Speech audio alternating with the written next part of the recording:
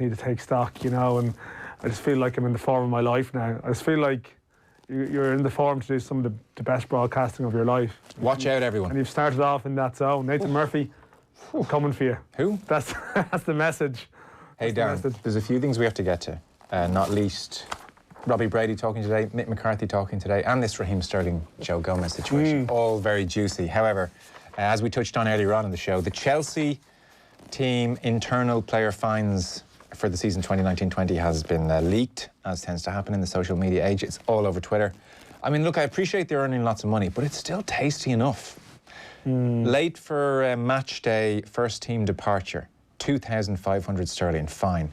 Late for the report time for training, £2,500, plus another £2,500 for every 15 minutes thereafter. If you're late in the gym for your pre-activation, I know you're a big fan of pre-activation yourself, Dan, that's £1,000. Yeah, well, listen, rehab, prehab, you're all over it. £1,000 for that. Late for treatment, £2,500. If you're late for a team meeting, it's £500 per minute.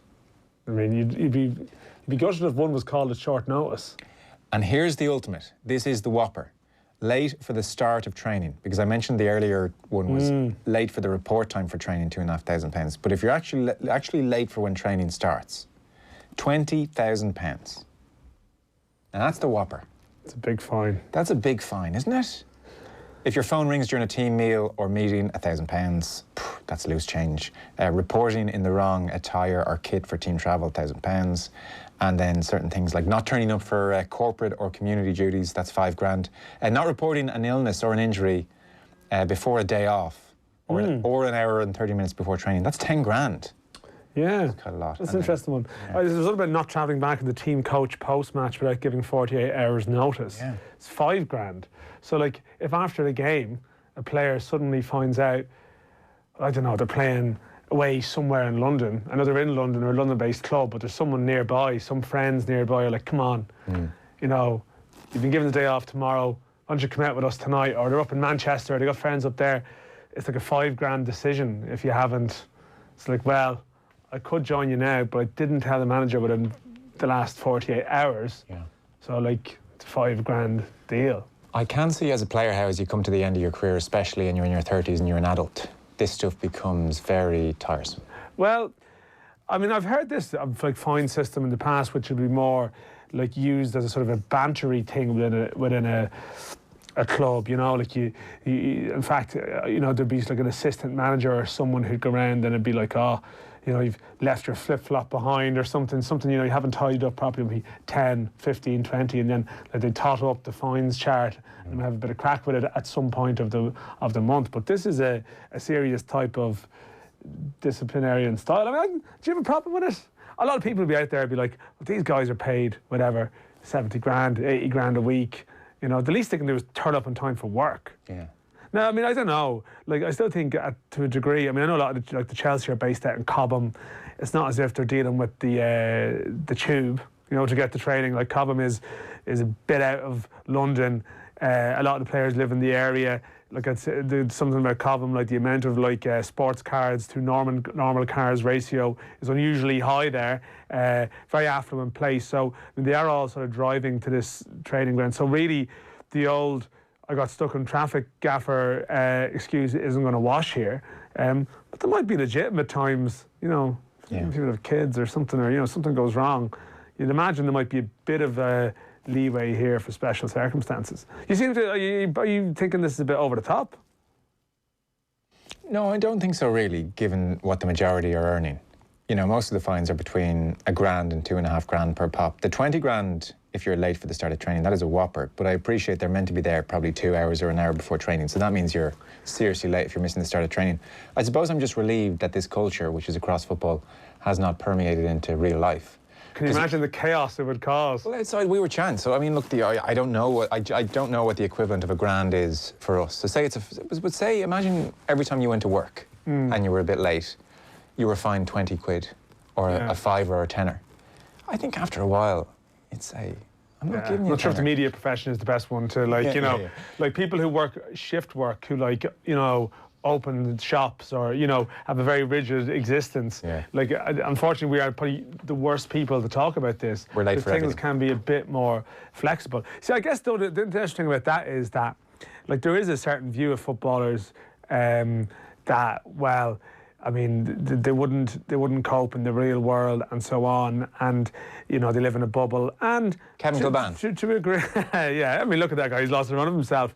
The dancing on ice down Everton, but actually, you speak to people who are footballers who maybe at a slightly lower level, who maybe face the reality of having to work in the real world, and some of them are actually surprised by the lack of discipline that exists in the real world, in the sense that they've always had a very rigid understanding of timekeeping, and that if someone says you meet at 11 o'clock, they're there at 11 o'clock. They're very rarely, you know, oh, I'm a bit lost, and, you know, actually maybe Kilban has actually abandoned that in later life. He's a bad example, but I've encountered that with other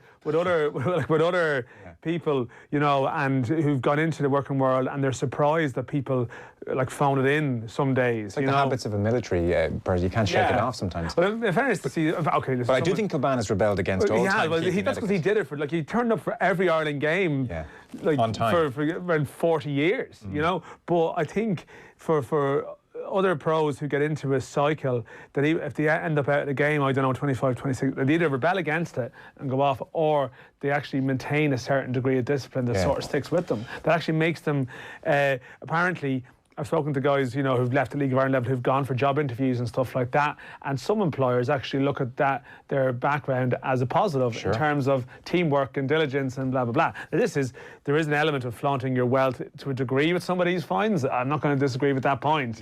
And they can't afford it. I mean, when you think about it, it does actually mean, in football's perverse world, that being late for the start of Chelsea training could be more costly than, for example, instances of racism, you know, within a stadium by a club, or even, you know, individual players and fines and what they actually get fined and sanctioned for, or chopping someone down on a pitch.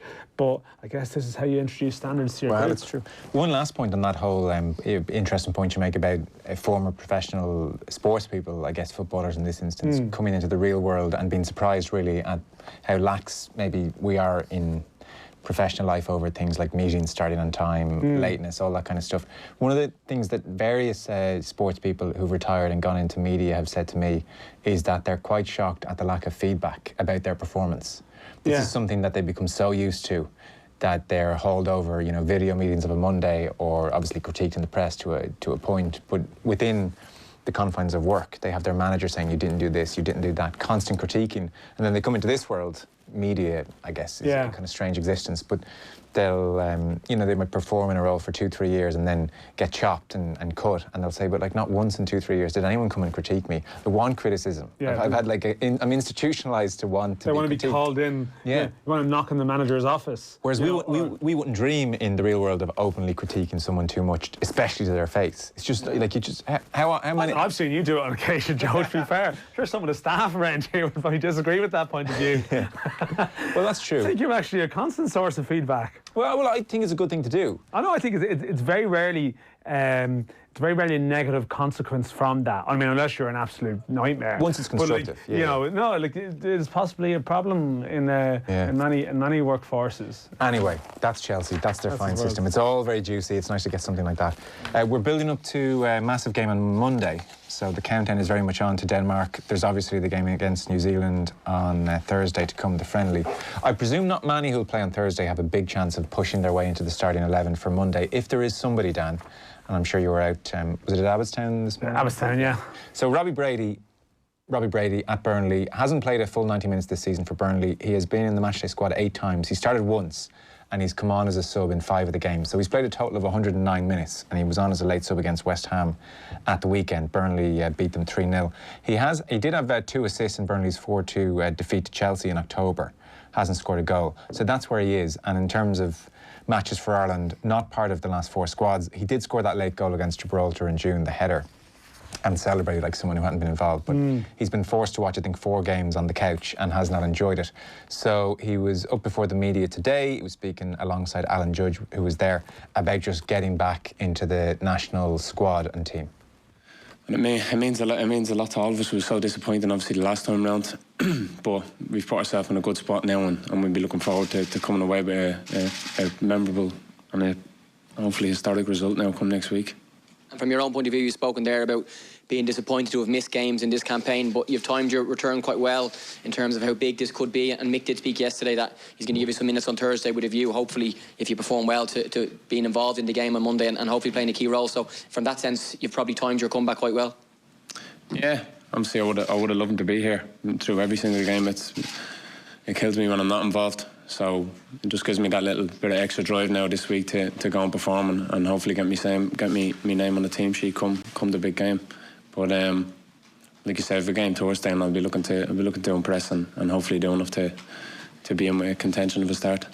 I'm sure you've watched all the games that you haven't been involved in, whether that be on TV or maybe at the stadium for some of the home games. What have you made of the performances and the campaign overall?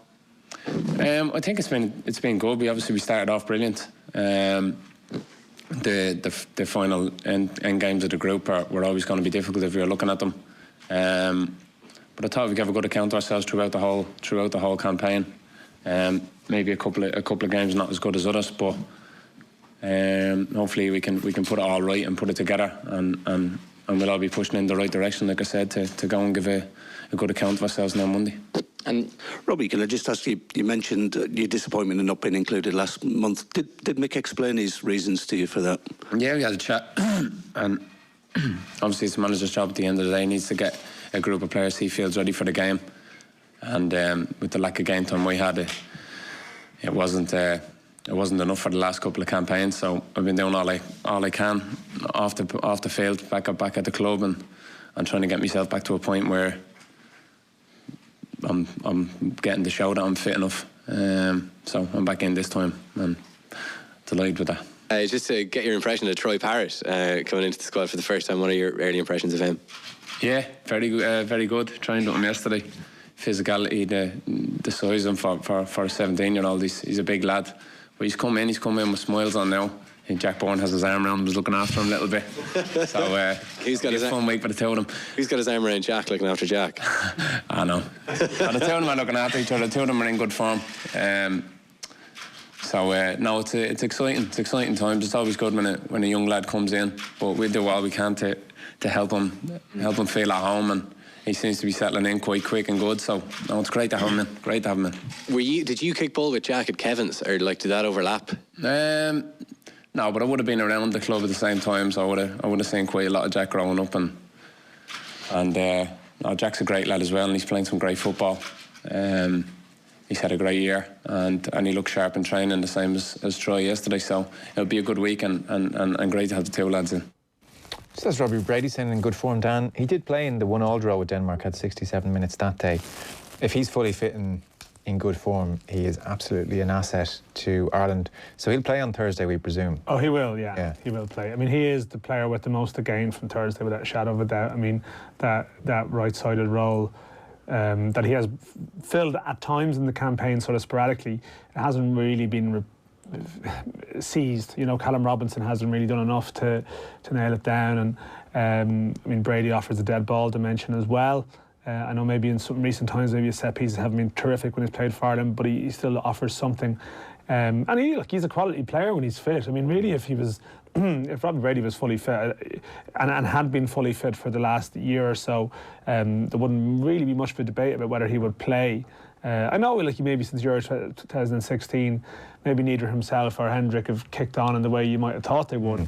But we spoke to Robbie Brady today as well. There was a paper chat, and you sort of forget, well, not forget, but pretty much the guts of 2 years since the playoff defeat 5-1, he's not really been around. He's played a couple of games that you mentioned, but like he's been gone really. You know, he was 10 months initially with an injury he got at Burnley, and you know, he did mention that I think his surgeon initially sort of told him that actually it might be a couple of years before you fully return. It was slightly unusual in the injury that he got.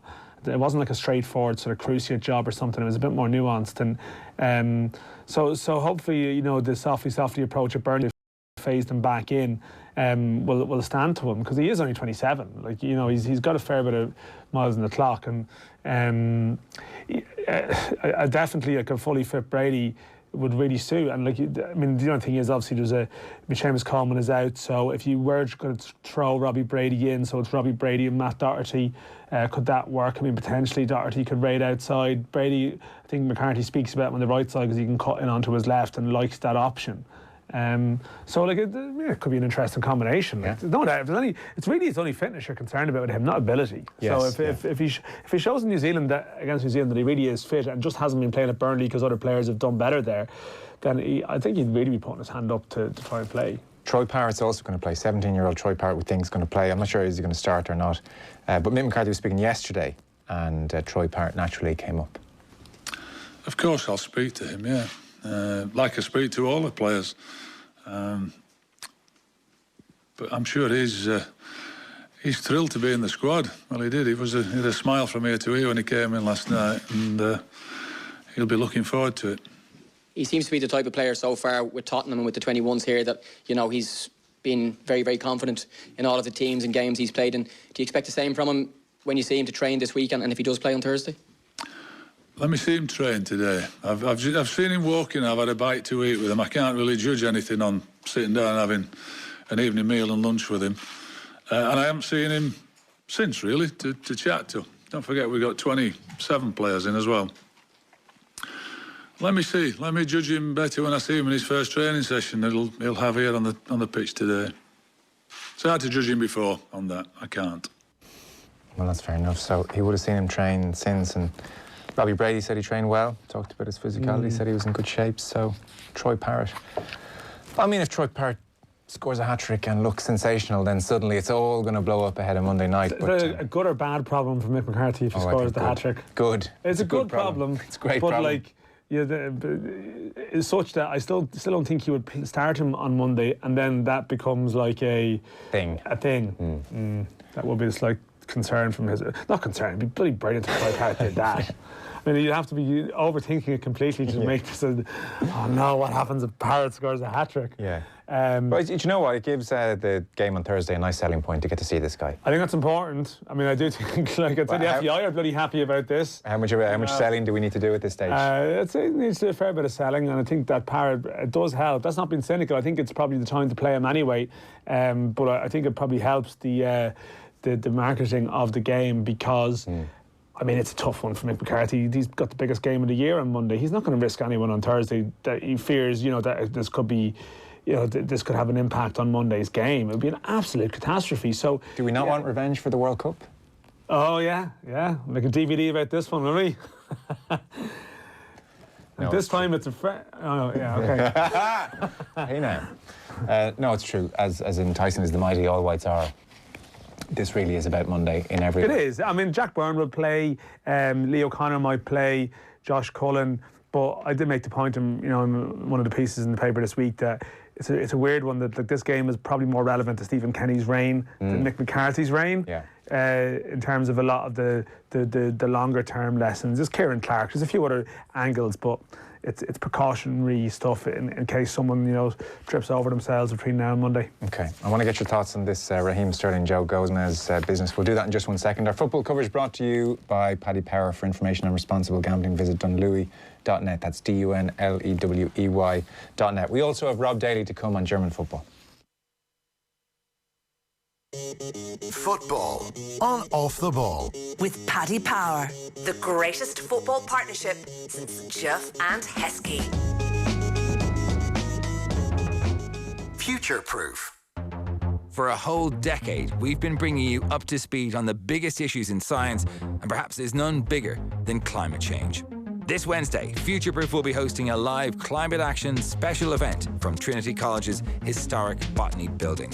Join me, Ireland's young climate campaigners, and some very special guests as we discuss climate action, the science of climate change, and the cutting-edge research that's going to help us tackle the issue of our time. Future Proof. For full details and to register for your free ticket, go to newstalk.com/events. With thanks to Science Week 2019, taking place across Ireland until November 17th. At Renault, we're on a mission to drive down carbon emissions. So we created Renault Carbon Rewards, rewarding you for choosing a cleaner car with savings of €3,500 guaranteed on the all-new Renault Clio. For more rewards across our cleaner Renault range, visit Renault.ie or drop into your local Renault dealer today. Finance is made under a hire purchase agreement. Terms and conditions apply. Deposit required subject to lending criteria. See Renault.ie. The NCT's looming again. It's your mum's birthday next Tuesday. The washing machine is definitely on its last legs. Is it too early to mention Christmas? The thing is, there's always something. Which is why it's always worth talking to our mortgage team to see how switching your mortgage to Ulster Bank could help. Talk to us today. Oh, and don't forget your mum's birthday. Ulster Bank. Help for what matters. Over 18s and Republic of Ireland residents only. Ulster Bank is regulated by the Central Bank of Ireland. Hurry! Morgantown's dining tables and chairs sale is in full swing. All dining tables and chairs reduced. No exceptions. See Facebook for daily offers. Morgantown's tables and chairs sale now on. Taste of Dublin, the ultimate food lovers festival, is bringing a brand new winter edition to the RDS this November 28th to December 1st. Bringing Ireland's best restaurants, chefs, cookery demos, masterclasses, live entertainment and so much more. The perfect place to kick off the festive season. Taste of Dublin Festive Edition, inspired by Tesco Finest. Book now. Tickets from €15. On sale at tasteofdublin.ie. Booking fees apply. No matter what business you're in, at Electric Ireland, we know that having partners you can rely on is more important than ever. That's why, as Ireland's largest electricity supplier, we ensure you'll get a plan based on what's best for your needs and ambitions. So join over 90,000 businesses already partnering with us across the country. To find out how we can help your business, now and in the future, visit electricireland.ie/business today.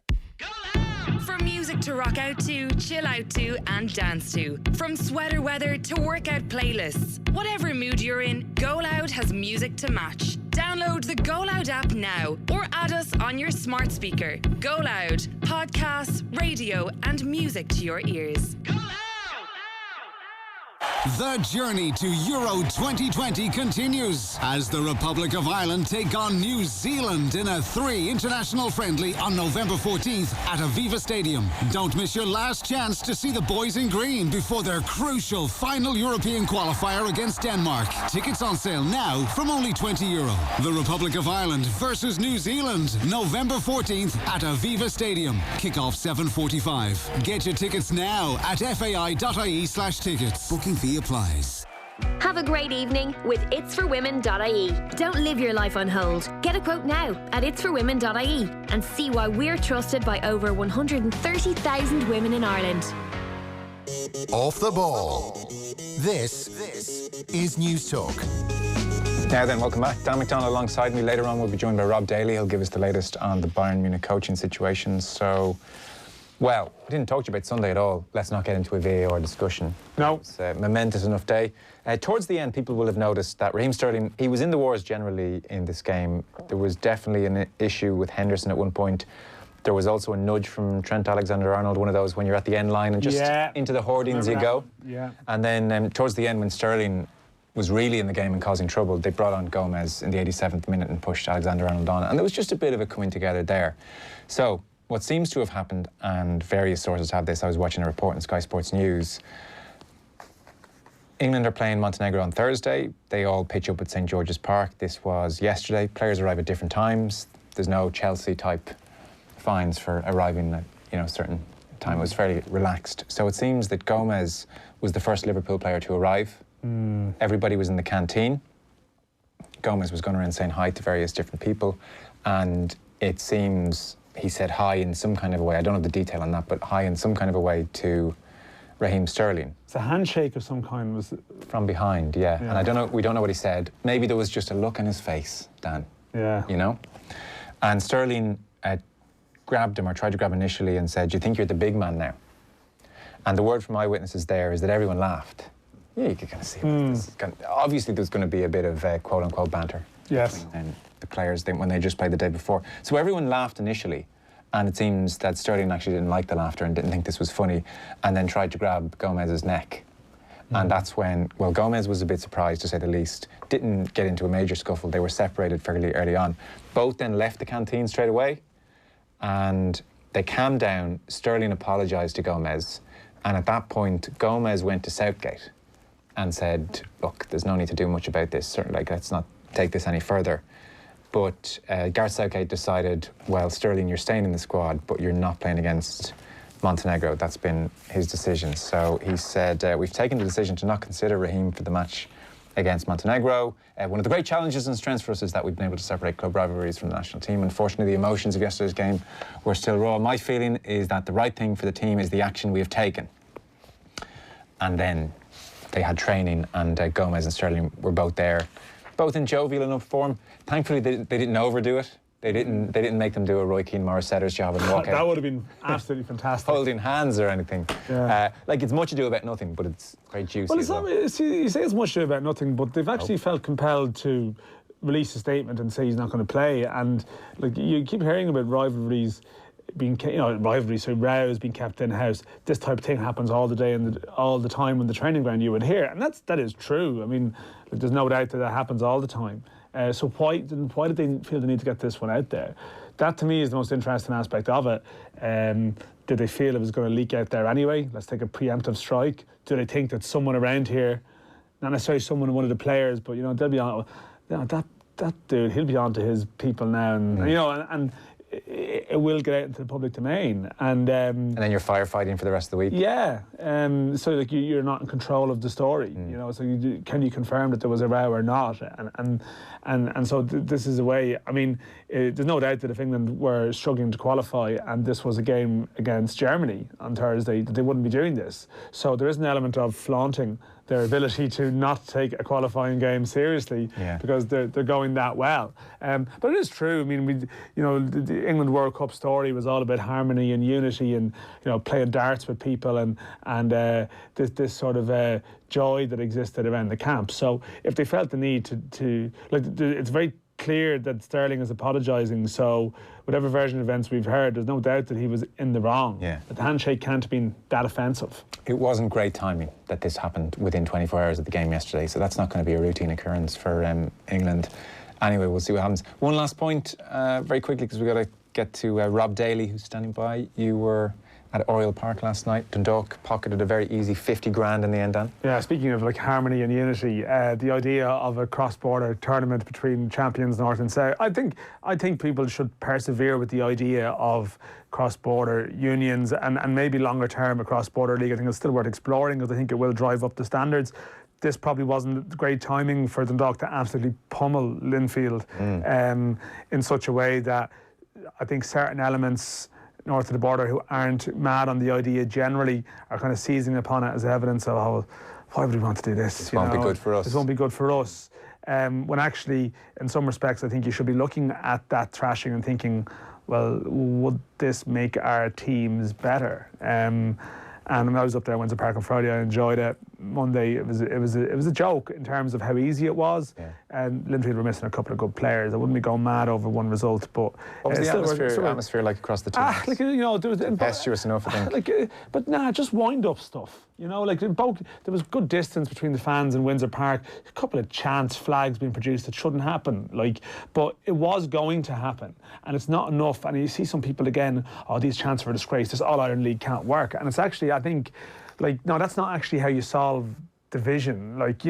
Irish League games in the North used to be marred at times by chants like that, and over familiarity and time and working, they eradicated that problem. They got over it. So anyone using that as an evidence, there are reasons to be worried about the cross-border league and how it would work, but a couple of chants from fans is not a plausible argument for me. Okay.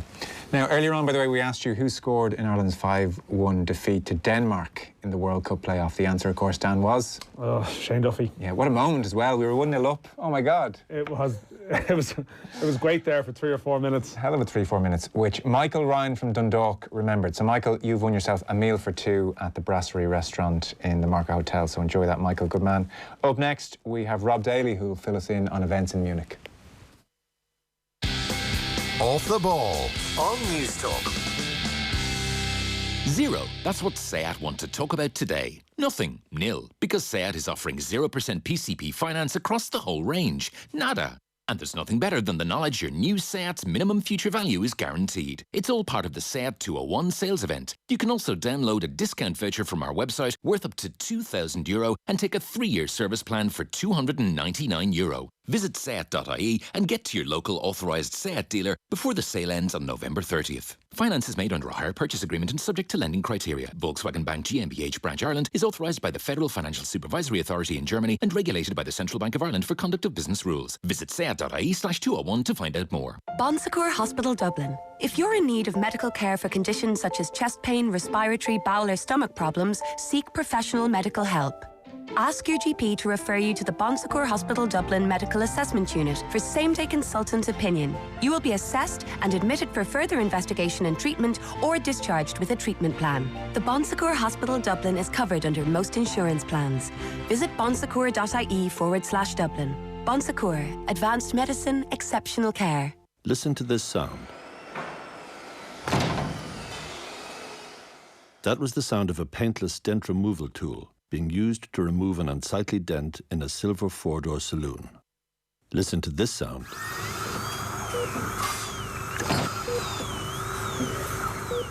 That was the sound of a surgeon attaching a pelvic plating system to a cyclist whose pelvis was crushed in a collision with a silver 4-door saloon. Cyclists always come off worse. That's why it's now 3 penalty points plus a €120 fine for dangerously overtaking a cyclist. Always give them space to ride safe. From the Road Safety Authority. From true crime believers to science and business achievers, sports, arts and comedy to the latest entertainment wannabe. Get political, get healthy, get educated. Get all your favourite podcasts on Go Loud. Download the Go Loud app now or add us on your smart speaker. Go Loud. Podcasts, radio and music to your ears. Good evening, Miss Bell. There was a man with a big tall hat. Shall I take your bag? And he took my bag and told me he'd sent my Christmas address to Santa. So he'll know where to find you. And then he opened the door to our room and there was a Christmas tree in there. And I got a unicorn. Hayfield Manor, this is the year. For your ultimate Christmas experience, encompassing 3 glorious days and nights of the best luxury accommodation, dining and entertainment, call us in Cork or log on to Christmas@Hayfield Manor. Just received your car insurance renewal? Don't pay it until you call Sheridan Insurances. We compare over 15 insurers to save you time and money. Call Sheridan Insurances today. We can set up your policy over the phone in minutes. Sheridan Insurances Limited is regulated by the Central Bank of Ireland. Terms and conditions apply. Off the ball. This is News Talk. Now we're going to check in on events in the Bundesliga, Munich specifically, with Rob Daly, who's all over German football. You're there, Rob? Hey, Joe. How you doing? So I know before we get into what's going on in Munich, you were at the Manchester United game first alongside the great Brian Kerr at the weekend, which I'm sure was a fun experience. What did you make of United? 3-1 winners. I mean, Brian said afterwards to you, like, it's not like you can draw any great conclusions from the game. This hasn't been any kind of revolution. They've just shown that, you know, they have some decent players, and certainly when they're at home, they can on occasion score a few goals. Are you seeing anything more than that? Anything to be more optimistic about? I think from a Man United point of view, what was the only major encouraging thing was that I think Brighton set up in a way to suggest that they had the mentality that a lot of teams do when they go to United and think we're going to get a result. So they played 2 up front, which was Mopé and Connolly, and a couple of proper attacking midfielders or wingers either side of them. And the team selection said to me from Graham Potter that United at Old Trafford are no longer the invincible side they once were. You can get a result there if you're adventurous and press them enough. But United do have enough technical quality in central midfield still, if you try and do that, to beat you. And that was the overriding issue for Brighton. They had 2 in the middle. United had 3. Scott McTominay was superb throughout. And that's where the game was really won, with the 2 first-half goals. But look, there are exciting players in that team without question. Daniel James had some fine moments. Marcus Rashford is very much a take 1 in every 3 clear-cut chance kind of striker. But it was a good performance overall. Does it mean anything towards them being a top 6 side? Not necessarily. Certainly not being a Champions League side. But a good result for Ole Gunnar Solskjaer regardless. We're all keeping an eye over here on the progress of Aaron Connolly. He's been ruled out of the international window, which is a pity for us. He's a groin injury, went off in the game at the weekend. What did you make of him? He seemed, listening to the commentary as opposed to watching the full 90 minutes because it wasn't on TV, he seemed probably to struggle, we should acknowledge with not brilliant service on the day, but seemed to struggle against the physicality and the experience of Maguire. Yeah, that's fair. Maguire, I think, ultimately had his number. I think what impressed me about Connolly on Sunday was his physicality. And we hear a lot about Mick McCarthy, certainly in relation to Troy Parrott, talking about youth football is way different to the level we're operating at, be it in the Premier League, be it at international level. What I saw from Connolly in the first half, and granted he had this injury issue, is he can fight with the best of them. He did drive Brighton upfield a couple of times, but ultimately I think the system was more to blame for Connolly's lack of an impact rather than Connolly himself. I commentated on the Spurs game, of course, at the Amex, where Connolly blew up, not only in terms of a Premier League player, but in terms of a senior international player.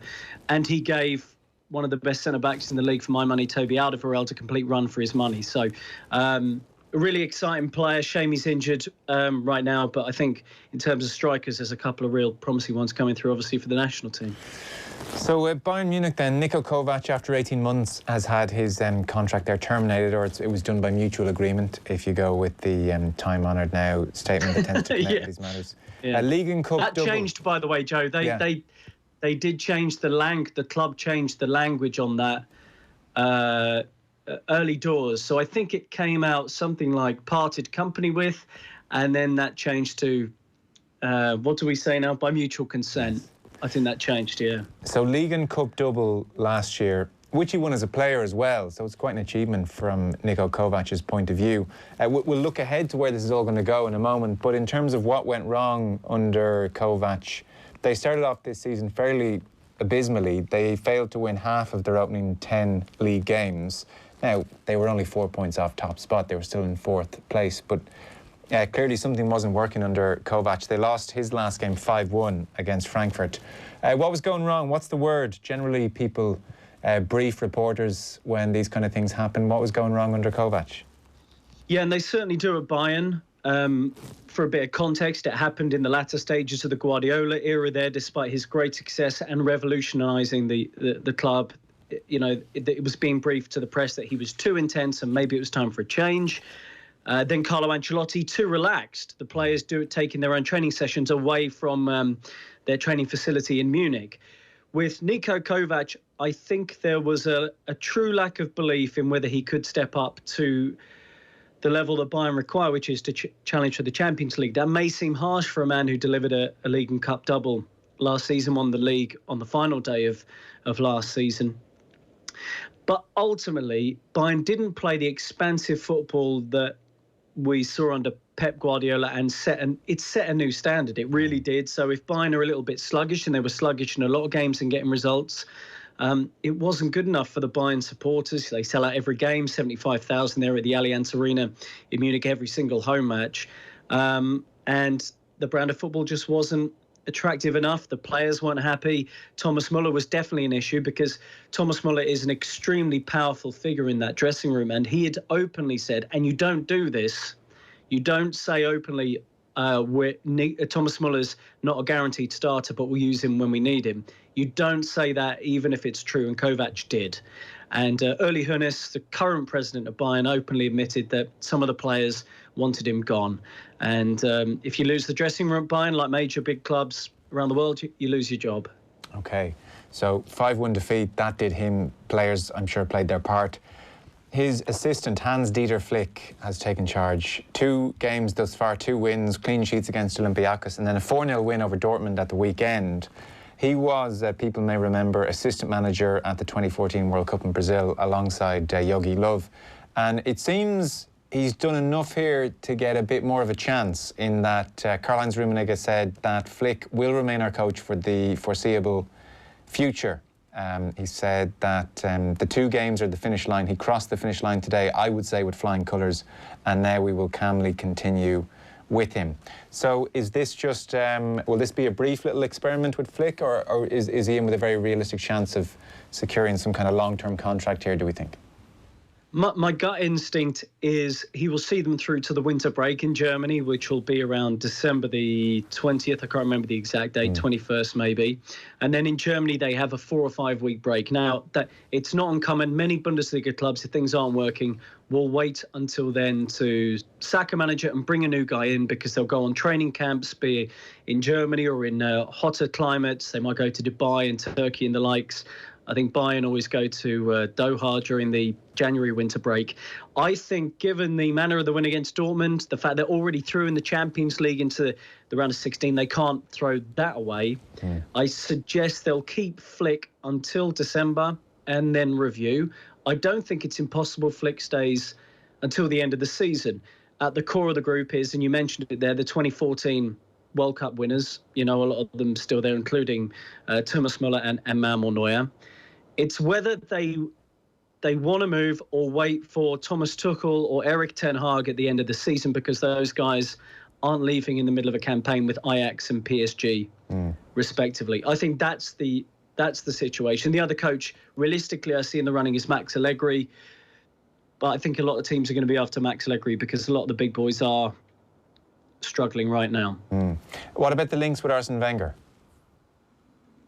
Yeah, so that was an odd one. Wenger on TV, he works for beIN Sports, a broadcaster in the Middle East, and said, I got a call from Karl-Heinz Rummenigge, and he asked me, if the CEO of Bayern, and whether I'd be interested in the job. And then there was this weird statement Bayern released to Bild, one of the tabloids in Germany, saying, we really appreciate what Arsene Wenger did at Arsenal, but he's not in the running. Then Wenger said, I have spoken to them about something, but it isn't to do with head coach. It was all a little bit messy anyway. I don't think Wenger is in the running. And had Flick been a disaster, had they lost to Olympiacos and got beaten by Dortmund, heaven forbid, I think they maybe would have gone, we'll have Wenger to the end of the season. But I think Flick has shown, look, he's managed clubs previously. Granted, he's mainly been an assistant in his career. I think he's done enough in the past couple of weeks for Bayern to think, everything's okay. We can deal with this guy at least until the winter break. Okay. And regarding their European ambitions, which really is what the club is still very much focused on, they aren't really talked about as realistic contenders. What's Flick working with here? Where is the squad? Like you mentioned, big names like Müller, who really hasn't been a factor at the really elite level for a couple of years now. Now, where are Bayern, in your opinion? Rob, you're watching them pretty regularly. Well, I was at the Tottenham Hotspur Stadium for the 7-2 win over Spurs, and it was an extraordinary performance, but something of an anomaly. And ultimately, anyone who saw the 90 minutes would have to say it wasn't a 7-2 game. Spurs were in it at 4-2 with 10 minutes to go. But what Flick has done, he's reintroduced Thomas Müller into the starting 11, probably diplomatically a good move. And Müller got 2 assists against Dortmund. We can't deny he's a great creator of goal chances. He hasn't been like a 25, 30 goal man for, as you mentioned, I think 3 years really now, since pre-Euro 2016. So I think Müller will get a lot of game time. I think he'll try and find ways to fit him and Coutinho into the side, because that's been the issue. He's picked the same 11 in both his games so far. He wants consistency. The issue is at the back. Zula, Lucas Hernandez, both injured at the moment. Jerome Boateng was suspended after his dismal showing and red card against Frankfurt. And with a back 4 against Dortmund, none of whom were playing in their primary positions. Pavard, a centre-back, playing at right-back. Javi Martinez, a midfielder, at centre-back. David Alaba, a left-back, playing at centre-back. And Alphonso Davies, a winger, playing at left-back. They restricted Dortmund to 1 shot. So maybe he'll tighten them up at the back. They've been giving teams a lot of opportunities, and they'll just eke out 1, 2, 3 wins here or there until December. And Thomas Müller, I suspect, will be a key part of that if he's a wise man. What happened to Thomas Müller? He was such an extraordinary goal getter, not least at World Cups. And people might think he's 34, 35 now, and that's the issue. He's only 30 years of age. I know he's kind of slightly ungainly technique at times, and you know, look slightly unorthodox in certain positions, but geez, he made it work for long enough and then kind of went off a cliff. It's been a very unusual thing, you know. At Euro 2016, that's when I noticed his finishing was well off, and he'd had a good goal-scoring campaign. I think 30, nearly 30, the campaign before. And I was looking at me Euro 2016. He was Germany's goal-getter at major tournaments, to the World Cup in 2014 when they won it. Then suddenly he took this slightly deeper role. He was playing out wide a little bit, and he was clocking up 20 assists a season. Basically, his assists and goals numbers sort of reversed. And maybe teams got a little bit wiser to him. Maybe, you know, we talk about his age, and it's a very valid point. But maybe at the same time, he's been playing top-level football for 12 years now, and a bit like someone like Rooney, who came to the game so early, maybe you just your body burns through enough games and your age is almost irrelevant. You get to enough. Thomas Muller's very rarely injured. I don't know his numbers. I imagine he's, you know, in 400 or 500 appearance sort of numbers now. And maybe he just doesn't have that sharpness.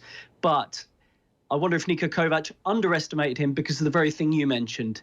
He doesn't look like he's always offering something to the team. He looks a bit slow in his movement, a bit ungainly, but that's been his great success down the years. So I think in an ideal world, maybe Bayern wouldn't have him in their starting 11. Coutinho and Lewandowski would be the pair they try and get to click. But right now, Muller probably is good enough for Bayern starting 11, and I'm sure he'll be a vital role to trying to win a 29th league title. And regardless, his influence in the dressing room remains undiminished. He's still the main man. Oh, yeah. I mean, when you see interviews with him, when you see him in the tunnel, when you see him around the rest of the group, he's the life and soul of the party. He's the funny guy. He's also a leader. He's very engaging in post-match interviews in German and English. He speaks with great authority while also having this quite comic character about him. Like if you go on YouTube and put Thomas Muller funny in or something, you'd find loads of hilarious interviews, him doing stupid stuff, but he still has that gravitas in the dressing room, because if you've been a top scorer at a major international tournament, if you've won 1,000 Bundesliga titles, you're going to have that authority. And him, Manuel Neuer, you look at the way Robert Lewandowski talks about Thomas Muller, behaves around Thomas Muller, you see there is a level of respect there that is basically unmatched in the Bayern dressing room, maybe since Philipp Lahm's retirement. He's still a massive guy, you know, for Bayern.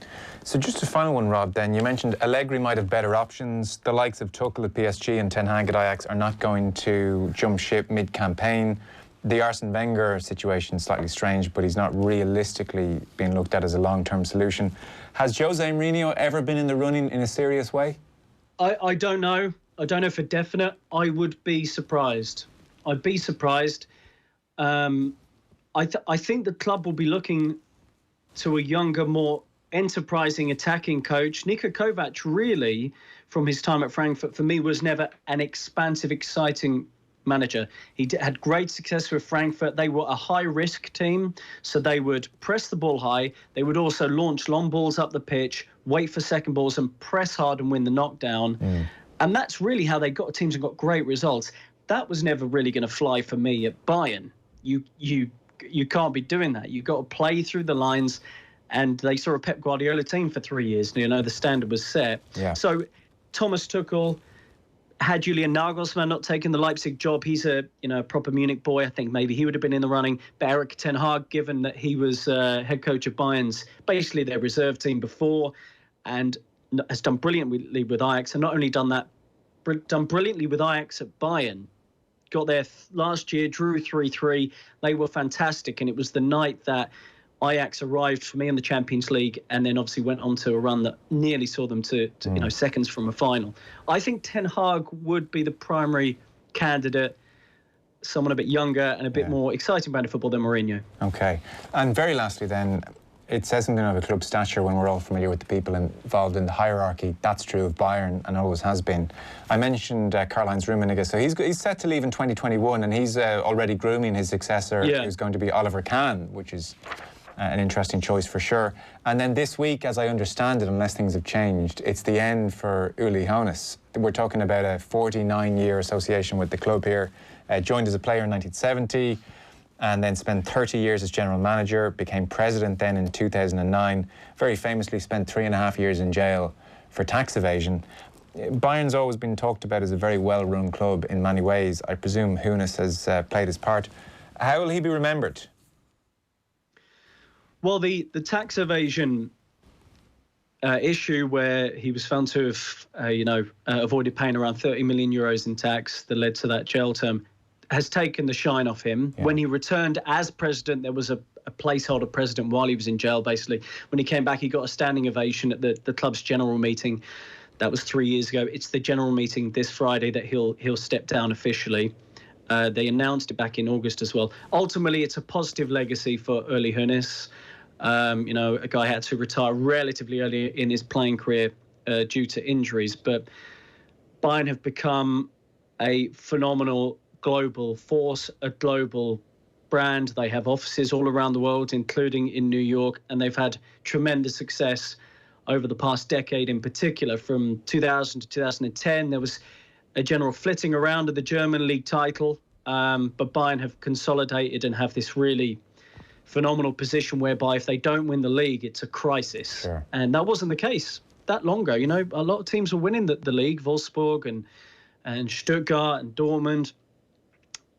Largely a positive legacy. I think probably the right time.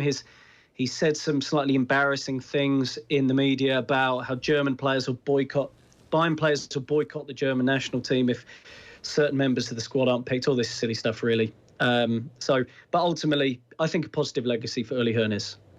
Okay, Rob, super stuff. Listen, thanks for work at the weekend, and thanks for that. Cheers, Joe. Cheers. That is Rob Daly with the very latest there from Germany and goings-on at Bayern Munich. So that is us done for the football show this evening. We have got OTB AM coming your way tomorrow 7:30 in all the usual places and all our social channels. We're back tomorrow evening on the radio. Warren Gatlin's going to be our studio guest tomorrow. He's got a new book out, Warren Gatlin, so we'll be talking to him about various things. And Tom Dunn is on the way next. Good luck.